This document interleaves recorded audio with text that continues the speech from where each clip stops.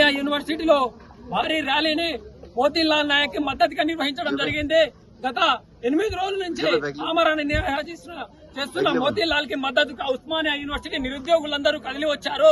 మేము ముఖ్యమైన 10 డిమాండ్లు ప్రభుత్వానికి ఏం పెట్టినామో దానికి పరిష్కారం కోసమే ఈ నిరాహార దీక్ష చేస్తున్న మోతీలాల్ కి మద్దతుగా తరలి వచ్చిన ఈ నిరుద్యోగులను రానున్న రోజుల్లో మోతీలాల్ నాయక్ కి ఏమైనా జరిగితే రాష్ట్రం మొత్తం అగ్నిగుండం అవుతుంది. మేమిచ్చిన 10 డిమాండ్లకు నైట్ పల్మూరు వెంకట్ వచ్చి సానుకూలంగా స్పందించలేదు. మేమేమనుంటే జియోతోనే రండి, జియోతోనే వస్తే తప్ప ఆమరణి నిరాహార దీక్షను విరమించబోమని కరాఖండిగా చెప్పిన మోతీలాల్ గారిని అప్రిషియేట్ చేస్తూ ఇక్కడున్న నిరుద్యోగులకు 30 లక్షల నిరుద్యోగులకు ప్రాణాలను ఆయన పణంగా పెట్టి ఆయన చేస్తున్న ఆమరణ నిరాహార దీక్షకు మద్దతు తెలిపిన ప్రతి ఒక్కరికి ఇక్కడ పేరు పేరున ధన్యవాదాలు తెలియజేసుకుంటున్నాం. రానున్న రోజుల్లో మోతీలాల్ కి ఇక్కడి నుంచి ఏ ప్రదేశానికి తరలించినా రాష్ట్రం అగ్నిగుండం అవుతుందని ఉస్మానియా యూనివర్సిటీ నుంచి హెచ్చరిస్తున్నాం.